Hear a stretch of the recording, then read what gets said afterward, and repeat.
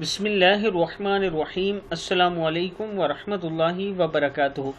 आबिद राजा channel की तरफ से आज मैं अपने दोस्तों को रसूल अल्लाह सल्लल्लाहु अलैहि वआलिहि वसल्लम का बहुत ही प्यारा फरमान बताऊंगा।